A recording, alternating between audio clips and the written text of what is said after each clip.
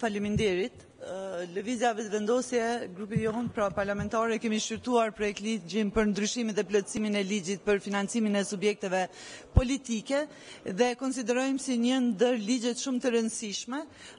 duke pas parasysh se adreson rritjen e transparencës për financat e subjekteve politike, si për të dhënat, kontributet, donacionet apo përfitime tjera, por ashtu edhe për destinimin e mjeteve të një subjekti politik dhe kontrolli financiar. Dhe kjo duhet të bëhet domosdoshmëri, andaj ne mbështesim në tërësi dhe tashmë është paraqitur disa herë dhe nga organizata të ndryshme që monitorojnë subjektet politike dhe financat e tyre, se lëvizja vetëvendosje është subjekti më transparent në këtë drejtim. Në fjalën e tij hyrëse, kryeministri Haradinaj e përmendi se në lidhje me këtë projekt ligj janë drejtuar edhe Komisionit të Venedikut për konfirmim dhe kanë marrë përgjigje pozitive. Por,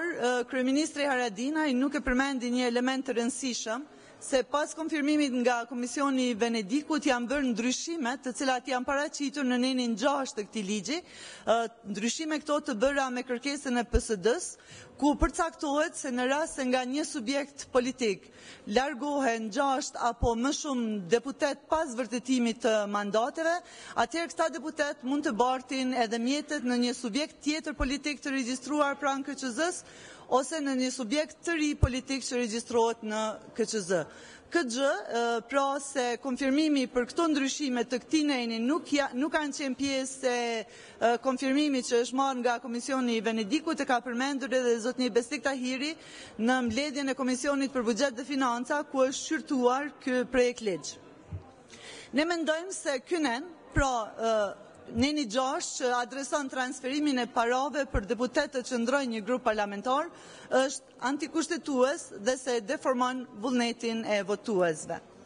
Në radhë të parë, për të argumentuar këtë, kemi identifiku pra nenin 64 të Kushtetutës së Republikës së Kosovës, e cila e përcakton se kuvendi ka 120 deputet të zgjedhur me votim të fshehtë bazuar në lista të hapura. Se vendimet në kuvend ndahen midis të gjitha partive, koalicioneve, nismave qytetare dhe kandidatëve të pavarur, në përpjesëtim me numrin e votave të vlefshme të fituara prej tyre në zgjedhjet për kuvendin. Kjo pra e bën të qartë se si duhet të duket kuvendi i Kosovës në raport me kushtetutshmërinë dhe institucionet tjera, por edhe me të drejtat dhe detyrimet e tyre. Në të njëjtën linjë, edhe ligji për zgjedhjet, neni 111.1, e thekson se vendet në kuvend ndahen sipas sistemit të përfaqësimit të caktuar sipas nenit 64 të Kushtetutës së Republikës së Kosovës, duke i ndarë 100 vende midis të gjitha subjekteve politike të certifikuara në raport me numrin e votave të vlefshme që i kanë marrë ato. Ky paragraf i adreson përmban 3 atribute vendimtare. Së pari, se vendet në kuvend ndahen midis subjekteve politike, së dyti, se ato duhet të jenë të certifikuara nga KQZ-ja për zgjedhjet përkatëse, dhe së treti, se vendet ndahen në bazë të numrit të votave që kanë marrë subjektet politike dhe jo deputetët. Pra, kurfar subjekti politik në kuptimin e kushtetutës dhe të ligjit nuk mund të konstituohet jashtë zgjedhjeve të rregullta, duke grumbulluar kështu deputetët individualisht, përderisa subjekti në fjalë nuk është i certifikuar nga ana e KQZ-s për ato zgjedhje. Ndërkaq në lidhje me ligjin për financimin e subjekteve politike, duhet kihet parasysh po ashtu se kur bëhet fjalë për subjektet politike, të drejtat dhe detyrimet e tyre në bazë primare kanë përcaktime të kushtetutës dhe të ligjit për zgjedhjet e përgjithshme. Vetë emërtimi i ligjit e determinon bazën se kush janë entitetet që mund të përfitojnë nga fondi për demokratizim. Pra, bëhet fjalë për ligjin për financimin e subjekteve politike dhe jo për ligjin për financimin e grupeve parlamentare. Për më tepër, ky ligj e mbulon edhe fushën e financimit të subjekteve politike që kanë fituar vende në kuvend, ndërsa për financimin e subjekteve politike jo parlamentare parashihet një tjetër rregullim.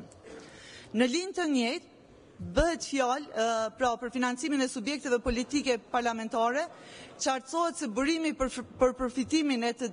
shpërndarjes nga fondi për demokratizim për subjektet politike është numri i vendeve që kanë fituar dhe jo numri i deputetëve që kanë përfituar. Rrjedhimisht, paragrafi 6 për plotësimin e nenit 9 të ligjit bazik, ne konsiderojmë se është në kundërshtim me Kushtetutën e Republikës dhe me gjithë frymën e Kushtetutës dhe me aktgjykimin e gjykatës kushtetuese me cilën përcaktohet kriteri definimi të grupit parlamentar. Po ashtu, është e rëndësishme që të bëhet edhe dallimi në mes të grupeve parlamentare të cilat krijohen për brenda kuvendit dhe që janë të vlefshme vetëm në kuadër të dinamikave të funksionimit të kuvendit, por që nuk përfaqësojnë subjektivitet juridik në raportet ligjore apo kontraktuale me palët e jashtme, pra jashtë kuvendit apo me grupe tjera të përputhura me subjektin politik, qofshin ato parti politike, koalicion, iniciativa qytetare, kështu me radhë, të cilat janë të regjistruara në KQZ. Dhe veçmas është certifikuar nga ana e KQZ-s për pjesëmarrje në zgjedhje me emrin e cilit ka figuruar në fletbotim. Rasti i grupit të deputetëve të PSD-s, pra bëhet fjalë për një subjekt politik i cili në zgjedhjet e fundit ka kandiduar në kuadër të koalicionit PAN. Dhe nëse bëhet fjalë për mandatin e lirë të deputetit, është e qartë se kjo ka kuptim në funksionimin brenda kuvendit, pra për respektimin e të drejtave të veta të mandatit, si që përcakton Kushtetuta se deputetët e kuvendit janë përfaqësues të popullit dhe nuk i nënshtrohen asnjë mandati detyrues, që do të thotë se ata mund të votojnë sipas bindjeve të tyre, duke përfshirë edhe antarësimin apo kalimin nga një grup në një grup tjetër parlamentar, por që kjo nuk duhet të prek çështjet e Kushtetutës që i përmenda më herët. Pra, nuk mund të përdoret për të paksuar të drejtat, por edhe detyrimet e një subjekti politik që ka dalur nga zgjedhjet me një numër të caktuar të deputetëve. Për të drejtat që burojnë nga numri i votave të qytetarëve që janë marrë në zgjedhje dhe për një rezultat i cili është certifikuar me përfundimin e zgjedhjeve nga ana e KQZ-s. Është e rëndësishme që të përmendet edhe një detaj tjetër në këtë drejtim, për shembull gjobat që shqiptohen për subjektet politike që kanë marrë pjesë në zgjedhje për vepra që janë shkaktuar nga kandidatët e tyre, qofshin ata edhe deputet që janë larguar nga subjekti politik, duhet i paguaj vetë subjekti politik dhe jo kandidati. Për më tepër, edhe nëse i kemi parasysh aspektin e administrimit, sa i përket përfitimit e financimit mbi bazën e krijimit të grupeve parlamentare, KQZ-ja bën llogaritjen dhe alokimin e mjeteve në fillim të viteve buxhetore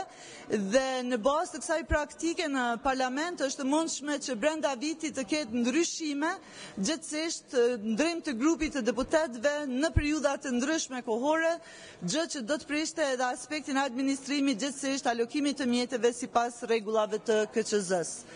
Në përgjithësi, sa i përket ligjit, ne kemi identifikuar këtij projekt ligji, pra edhe disa çështje të tjera, të cilat do t'i adresojmë në mes të dy leximeve, duke munduar që të japim kontributin tonë që ky ligj i rëndësishëm të ketë vërtet rëndësinë, vlerën